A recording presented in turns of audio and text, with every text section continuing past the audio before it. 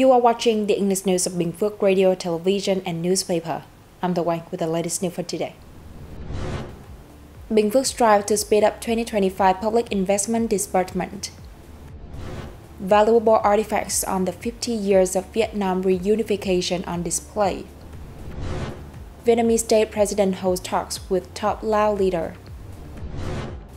Vietnam agricultural export ready to adapt to new scenarios.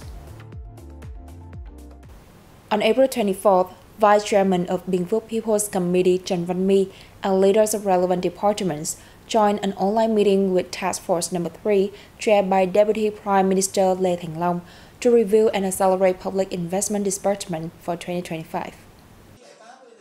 The meeting aimed to inspect progress, resolve bottlenecks, and push for faster disbursement of public investment funds among ministries, central agencies, and localities. According to the Ministry of Finance, the Prime Minister has allocated over 165 trillion dong for 2025 to 13 units, including 7 central ministries and agencies, and 6 provinces and cities, accounting for around 20% of the National Public Investment Plan.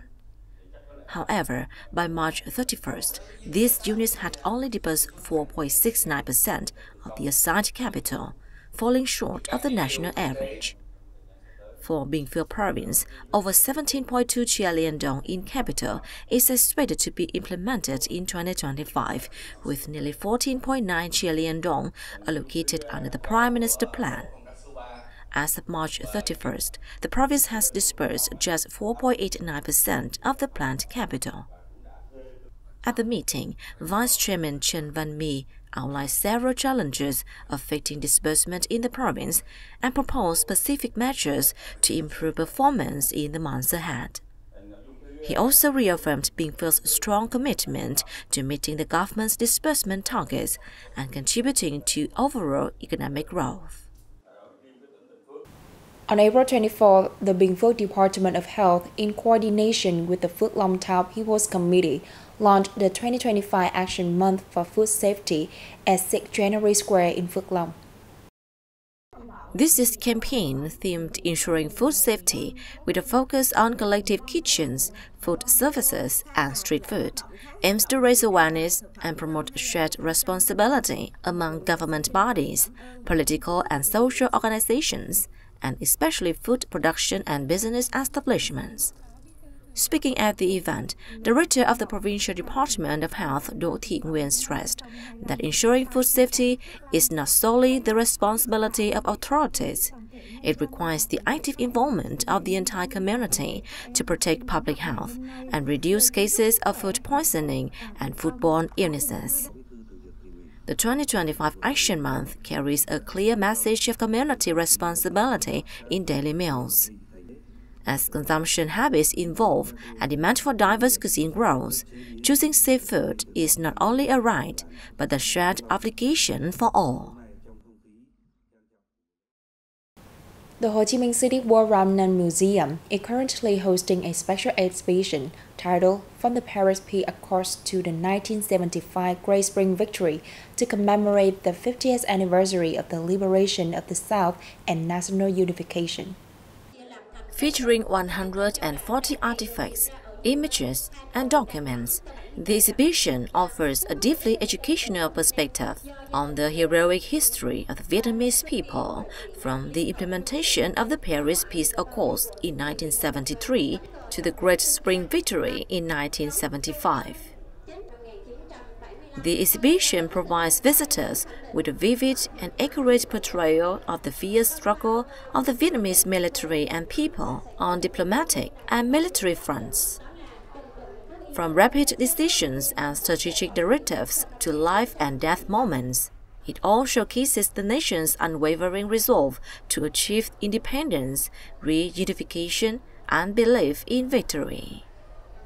The display also highlights the joy and pride of the unified nation, where people live in peace, freedom, and independence.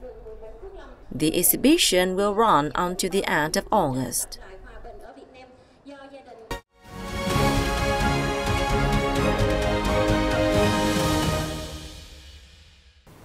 At the reception for the European Union Ambassador to Vietnam, Julian Garrier, in Hanoi on April 24th, Party General Secretary Tô Lâm emphasized that, more than ever, Vietnam and the EU need to strengthen cooperation, reinforce political trust, and enhance through rough exchanges to reach a consensus on a roadmap for elevating bilateral relations to new heights. Affirming that the EU remains one of the top partners in Vietnam foreign policy, Party General Secretary Tô Lâm stressed the need for both sides to promote delegation exchanges and high-level contacts, while continue to effectively implement the EU-Vietnam Free Trade Agreements as a driver of trade and investment cooperation.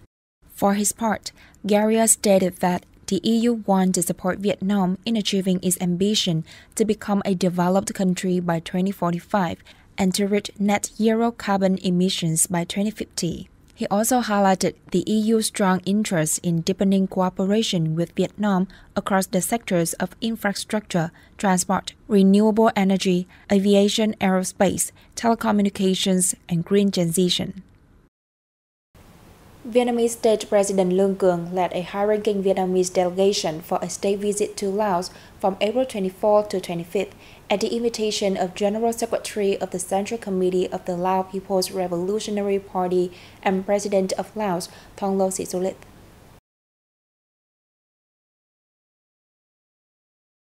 On the afternoon of April 24th, at the Presidential Palace in Vientiane, the Lao Party General Secretary and President Thong Lo Sisulit chaired an official welcome ceremony for President Lương Cường with the highest protocol for a head of state. Right after the welcome ceremony, State President Lương Cường held talks with the Lao Party General Secretary and President Thong Lo Sisulit. At the talks, both sides reaffirmed their shared commitment to giving the higher priority to all-round collaboration. The two leaders agree on the need to seek new, breakthrough approaches to enhance the effectiveness of cooperation across economic, cultural, and scientific fields by leveraging each nation's strength and potential. They will to implement effective measures to elevate bilateral trade to $5 billion in the coming years and concur to step up experience exchanges on macroeconomic management. On joint work at multilateral forums, the two presidents agree to bolster information exchange as well as mutual consultation and support, promoting ASEAN centrality and ASEAN-led and other key international cooperation mechanisms. They also committed to further coordinate bilaterally and with international partners involved in the sustainable and effective management of Mekong River water resources for peace, cooperation, and development in the region and the world. Following their talks, the leader witnessed the signing of several cooperation documents between the two sides. In the first quarters of 2025, Vietnam agricultural, forestry, and fishery export reached $15.72 billion, marking a 13.1% increase compared to the same period last year. This is fairly impressive growth amid the unpredictable fluctuations in global trade. With $6.14 billion recorded in March alone, the total export turnover for the sector in the first quarter of 2025 was approximately $16 billion, with a trade surplus of nearly $4.4 billion. This result continues to reinforce Vietnam's position in the global agricultural, forestry, and fishery market. However, in the second quarter, experts note that market development are presenting multiple scenarios for agricultural export, particularly when tariff policies from the U.S. market may change. Leaders of the Ministry of Agriculture emphasized that Vietnam's agricultural export have previously faced and overcome U.S. trade barriers. Therefore, the whole sector can anticipate potential fluctuations and get ready to adapt to new scenarios. The Vietnam-China ASEAN Energy International Exhibition and Forum 2025 officially opened in Hanoi on April 24. The event was jointly organized by the Vietnam Energy Association and the China Electricity Council. The high-speed Z-shaped stacked cell battery storage model is one of many new products and technologies in the energy sector showcased at this exhibition. The exhibition not only served as a platform for businesses to affirm their brand and position, but also opens a major gateway for investment cooperation, innovation, expanding Vietnam's energy presence regionally and globally.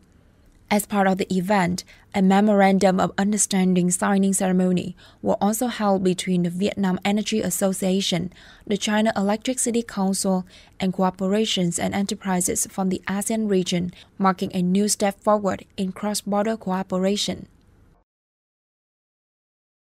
And that also wraps up our bulletin. Thanks for your watching and goodbye for now.